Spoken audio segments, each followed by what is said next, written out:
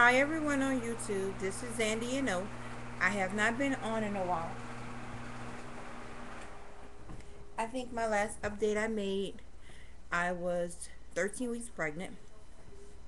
Not a lot was going on then, and not really too much has went on since then.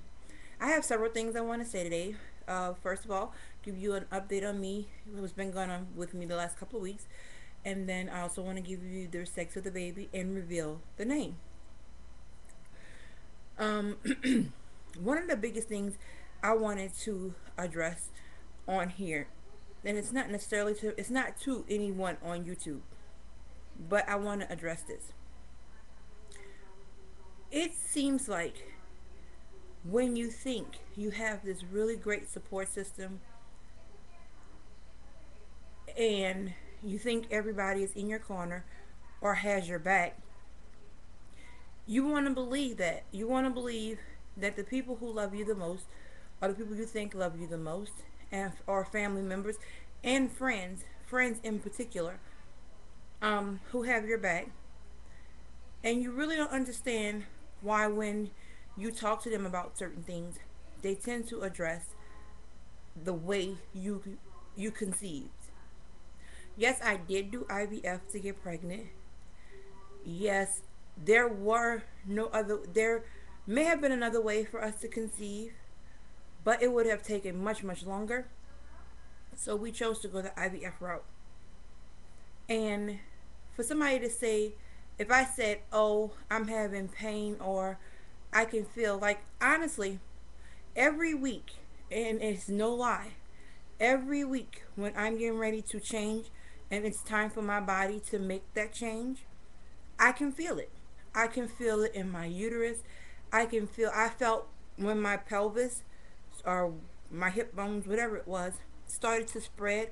I felt that. I felt everything that was going on with me. And when you talk to other people who have had kids already and they didn't go the route that most of us went to get pregnant, or some of us, I ain't gonna say most of us, but some of us went to get pregnant, they tend to kind of brush you off. Or in my case, I can't speak for anybody else on here, but in my case, they tend to brush you off on how you feel. I'd rather you tell me that you don't want to hear it, you don't want to talk to me about it, or just not comment on it, than for you to make a statement about how I received this baby. Because no matter how it went, it still took me waiting, it took implantation, it took a lot of prayer, and it took a lot of, basically just a lot of prayer. I still conceived this baby naturally. They just wouldn't put in naturally. They're still me and my husband's biological children or child. That is not a reason to downplay how I feel.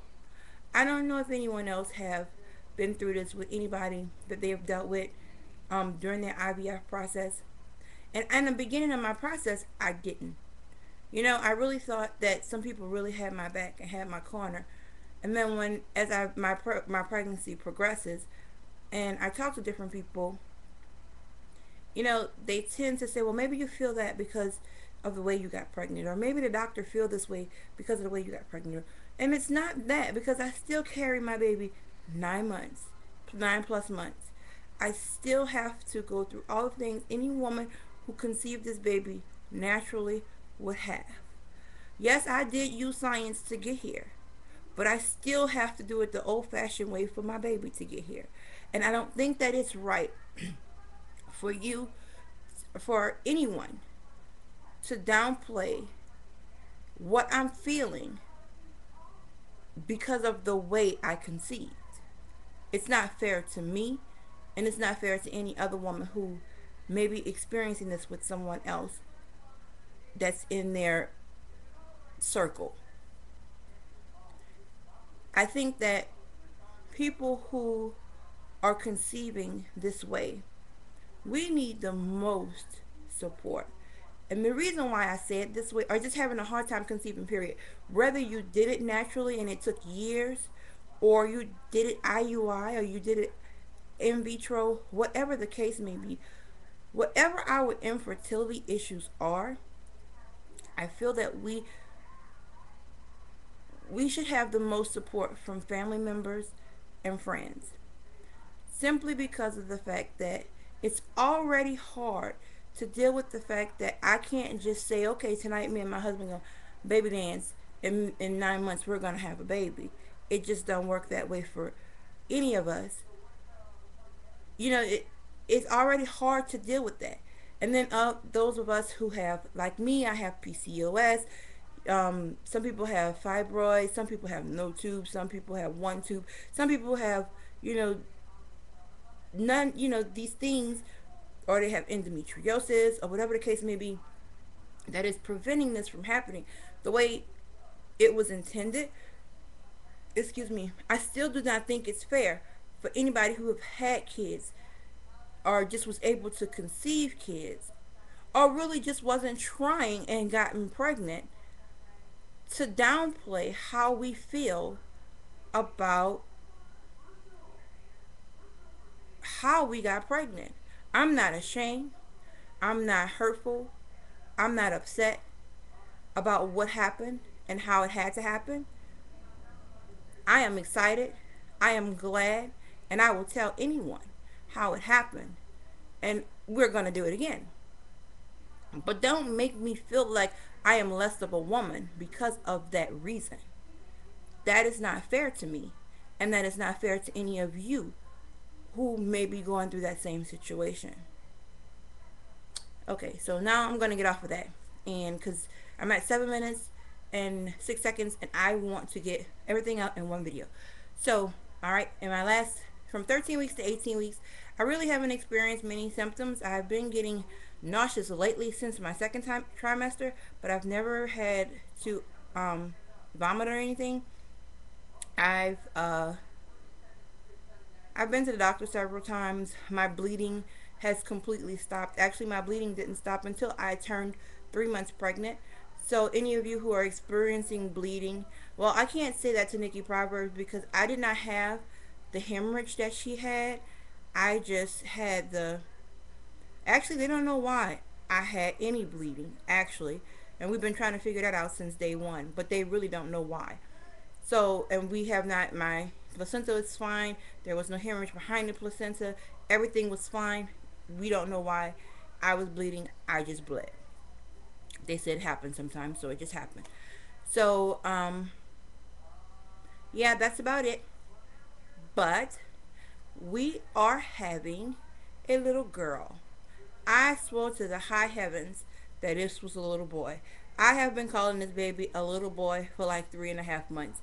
And trust me, when they showed the ultrasound, she let me know the whole ultrasound that I am mama, I am not a little boy, I am a little girl, because her legs stayed open. The whole ultrasound. Every time we went in that area, we were definitely sure what she was. So finally, her name is Layla Camille. I think that it's a beautiful name. I really want our first name to be Camille, but Camille Layla doesn't sound okay. That whatever. And my husband Ben picked Layla. Like he picked Layla a long time ago. So we're gonna name her Layla Camille. And that's the end of my video. If you have any questions or haven't responded to this video, just leave me a comment. And if you have any questions, leave me a personal message and I'll answer any questions that anyone may have. And if this video wasn't updated enough and I didn't give you enough information, then please let me know and I'll figure out what I left out and I'll give you more. And I will also figure out how to upload because they gave us a DVD of her ultrasound, and I'll try to upload that and let whomever wants to see it. Thank you, and I miss you all. And oh, congratulations to Nikki Proverbs. I've been wanting to say that forever. Ever. Congratulations to Nikki Proverbs. I have been wanting to make a video for weeks and I hadn't done it. I was waiting to get the sex of my baby. So it's 9 minutes and 53 seconds. So bye. Thanks.